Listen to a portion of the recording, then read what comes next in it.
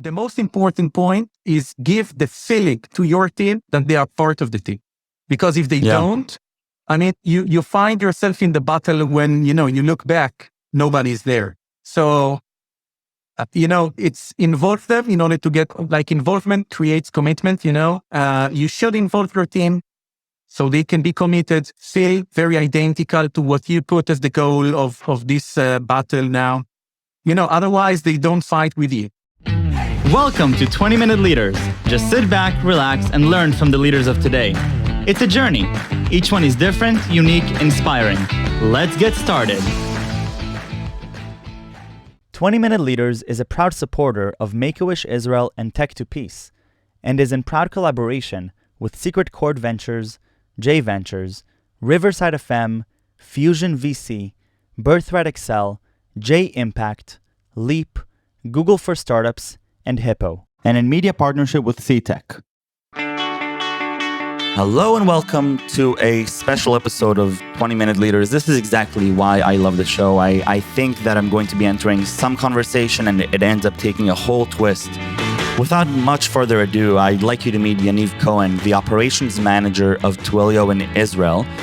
But this episode goes much further beyond his work with Twilio. It's actually about his own journey and his perspective, his optimism. I hope you enjoy.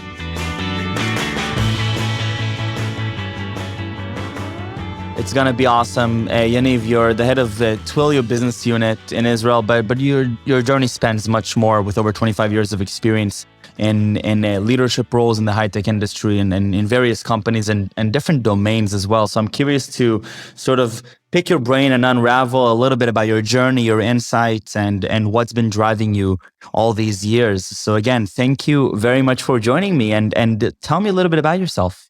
All right. So first of all, my name is Yaniv Cohen. I was born in Israel, in Jerusalem, 1972, which means I will celebrate 50 in about a few weeks. So it's a good, you do not good look celebration. 50. Thank you. Thank you so much. Actually, back in time, I would say that my substantial life starts when I was 16 and a half. I had what called lymphoma Hodgkin. Lymphoma Hodgkin is a kind of a cancer in your lymphoma system in your body. I was in the middle of my 11th grade, and it was just prognosed occasionally, and I had something like very tough 1.5 year of chemotherapy and radiotherapy. So being 18. In Israel, every boy, every girl, go to the army. I was released from the army because the rules in Israel that if you have certain diseases, you're not able to go to the army. So my parents, and I'm really grateful for what they did for me, they pushed the army very much to get me as a volunteer. So wow. I was volunteering the army for 3 years. And after these 3 years, I was given another 3 years. So all in all, I was like 6 years in the army. And wow. My first job in the army was in the Israeli intelligence. I guess the Ep894 unit. I was there myself. Yes. Yeah. Okay, great. So in my age, in the last 19th. When I was there, most of the people were Arabic speaker like me. Mm-hmm. I'm a fluent Arabic speaker. So I was a translator working very closely with some very, very interesting stuff. Then I was, I went to a training. I became an officer in the Israeli army and then started my journey for something like 6 years. Just to summarize this part, Michal, in my life, I think that's the most, influencing. And that's the point, I think, the disease that was impacting my life, but more than my life, the way I behave, the way I look at the world, the way I take proportions, in life. So that's my story back in time when I was 16. I was getting married when I was 23. I have, by the way, 5 daughters. Wow. Yeah, we have 2 sets of twins. So Wow. it's a kind of a very unique family structure, I would say. Wait, but Yaniv, take me back to the change of perspective. This is it's interesting. You know how do you identify today, looking back, that your perspective has changed as a result of tackling this disease? What really changed in your sort of neural structure? Yeah. First of all, live the day. You know, you never know what happens tomorrow. Honestly, I mean, you really never know. In my case, it was so real. You know, it was a complete surprise. It sounds like, right? Absolutely. Nothing prepares you to that. And the second one is that you know, nothing is taking for granted. You know, we see our lives. You know, you wake up in the morning. You live your life, day-to-day job. You know, you go here, you go there, but nothing is so taken for granted. For me, it was like a shock. And when I was fully recovered, I decided that I really want first to live my life in a way like it's my last day, every day. But moreover, I really want to give back to the society, give back to other people that need this kind of help, consultancy, proportions in life, what life really means. So for me, it completely changed my mind in a way that I really want to give back to people a bit of my experience, a bit of my optimism, a bit of my personality. And I'm a very optimistic guy. My colleagues know that I'm the most optimistic guy they can ever find, smiling all the time. Even if, you know, there are tough times. Everybody has tough times, right, in his life. Trying to stay very positive and, you know, try to stress it out back in a very optimistic way. So that's who I am. And I think that's the reason, just another one word, that's the reason I chose to go to work in sales, because I think being a sales guy without being very optimistic doesn't work. So you need to believe, to be a great believer, that you can sell, you can offer, you can be the best, you can win, because at the end it's a competition. It's a daily basis competition that you need to prove yourself and to win and to sell. So that's where I found myself. So a little before we get into the more business side of things, you're mentioning that a big part of your meaning today and the things that you do is, you know, helping others partially through optimism, through shared experience, through your own ability to empathize, having lived through such an experience. Tell me a little bit about this interaction with people that you may be, you know, helping, that you're reflecting back on your own experience. How is this translating to them? How do you actually help them? Is it simply just by being there and listening? Are there different conversations that you have with them? You know, first of all, people really like to find out some success stories. So it's very easy to get familiar with people who did something which is very successful. So treating handling this kind of disease, when you fully recover, people really like to get familiar with it. So I find out that people are really curious to hear my story. Again, life is never easy, but having this kind of stories, I think, give a lot of hope to people. And, you know, I always say hope is not a strategy. Hope is something that you cannot plan it. You need to create it on daily basis. So you cannot just hope that everything will be fine. You need to make sure everything is fine. And I think this disease learned me or taught me that you cannot just count on luck. You need to be there every day and not just hope, but make sure it happens. And I think it is really identical to what sales mean. You know, being a sales guy, whatever level it is, whether if you're a sales guy or, you know, director of sales, DP sales, or a CEO, you always need to plan to be with two legs on the ground, be very practical, know what the plan is, and not hope, but do. So I'm a doer. I'm trying to be very positive, but doing, you know, give the examples to people around me. So that's it. So if we're looking at sales and your experience in sales, you're mentioning that optimism is a huge part of it. How does that get translated tangibly to conversations that you're having? Obviously you want to be very authentic and truthful about what the product is, but how does optimism play a factor in sort of the decision-making process or the type of conversation that you're having with potential clients? Well, we are in a very competitive domain, right? I mean, the high-tech IT projects, IT products, the competition is very, very tough. Being pessimistic never works, right? So you need to stress out to your people, and I have managed so many people in my life that we are the best. We need to think how we should stress out that we are the best. And this optimism sometimes sticks to others, because when you're in the top, you're like number one, your people need to be very aligned with your personality. They shouldn't be a yes man people, but they need to be, in full alignment of who you are. And I'm trying to stick my people with this optimism that it might be hard, might be difficult, but we never lose hope.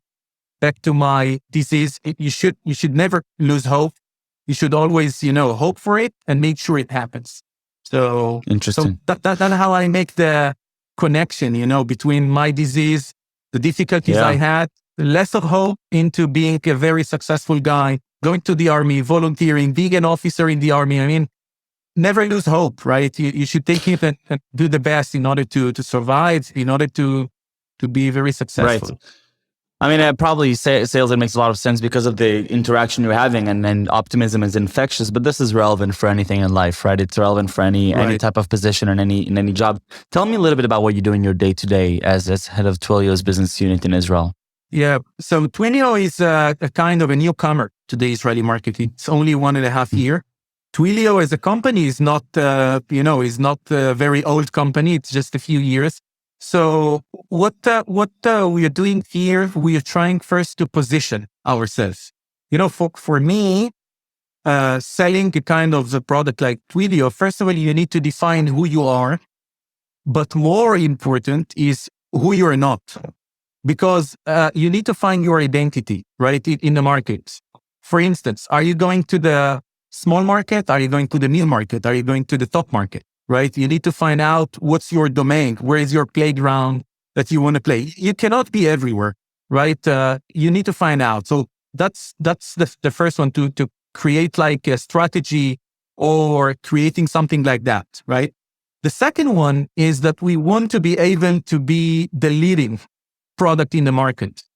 So by that, we are organizing, a lot of conferences, creating a lot of webinars, creating a lot of roundtables with customers. Mm-hmm. In the domain, we decided to position ourselves. By the way, we are positioning ourselves to the high level, to the top enterprise market in Israel. Mm-hmm. So first, position ourselves, create the strategy.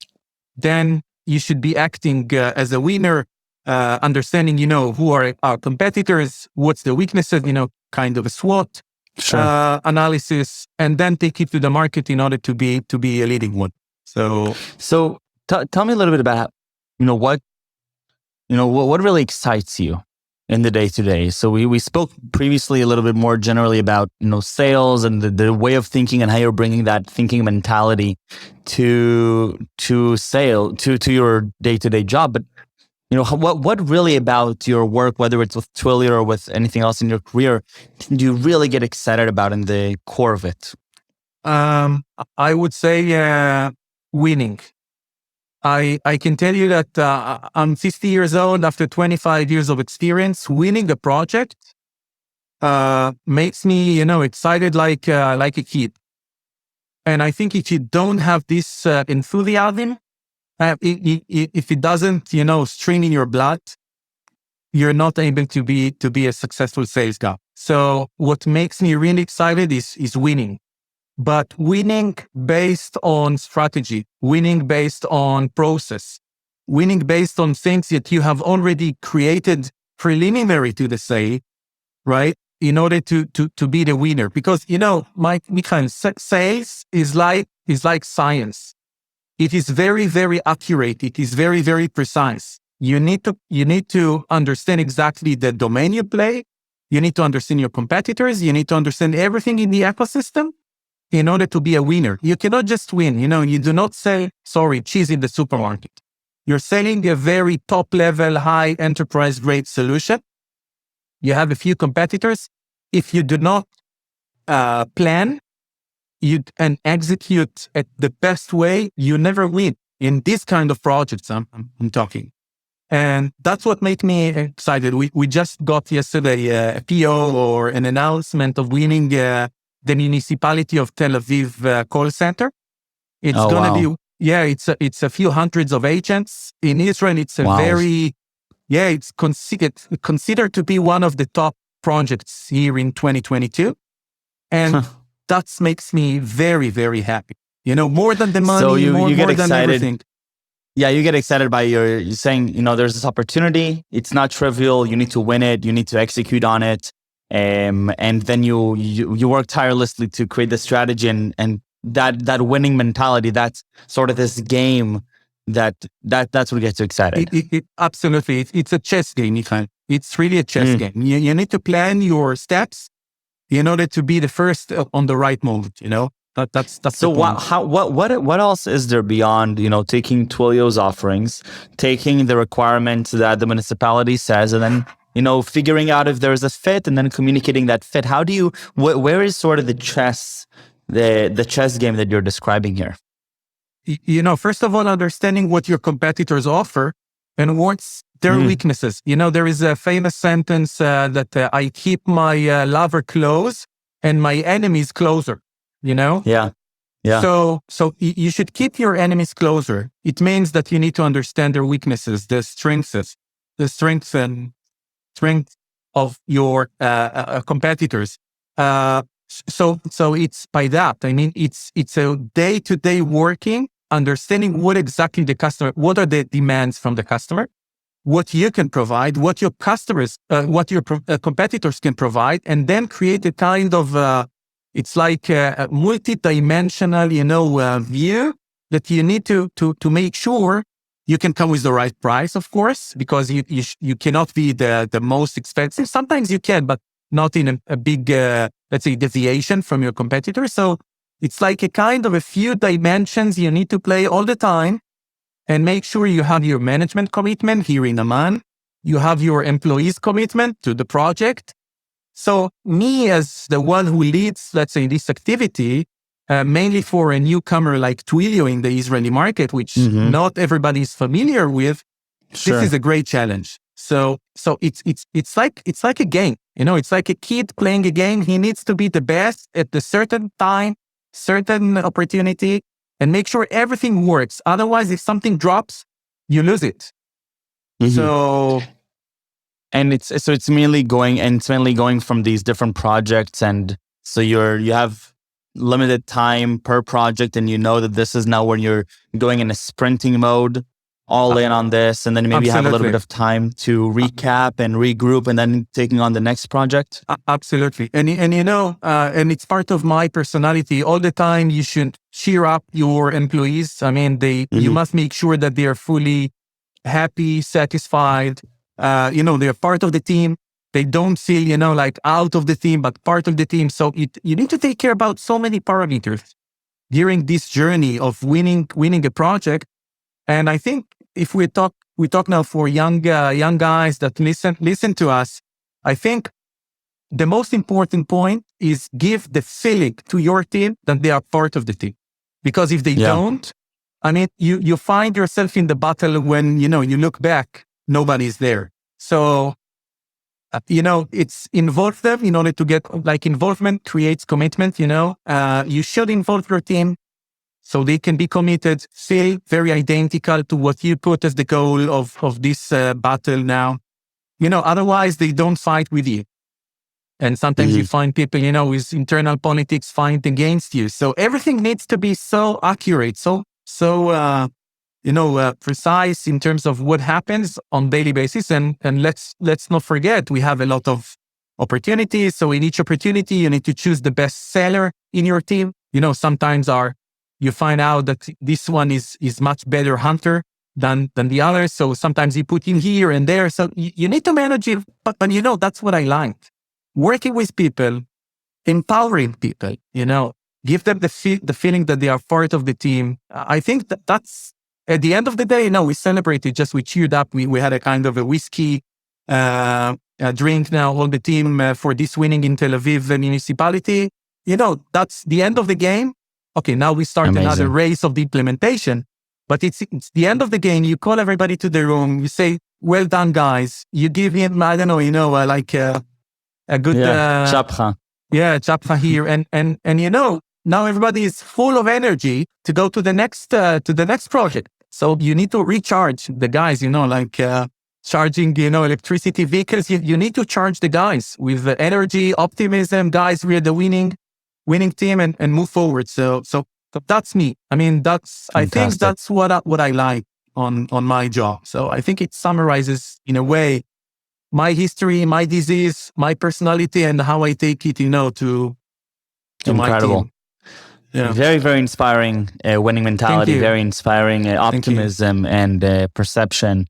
Really, really fantastic. I really appreciate your time and your effort and your energy. Yeah, of course. So Yaniv, thank you very, very much. Best of luck winning many more games. Thank you so much. And thank you for this opportunity, Michael.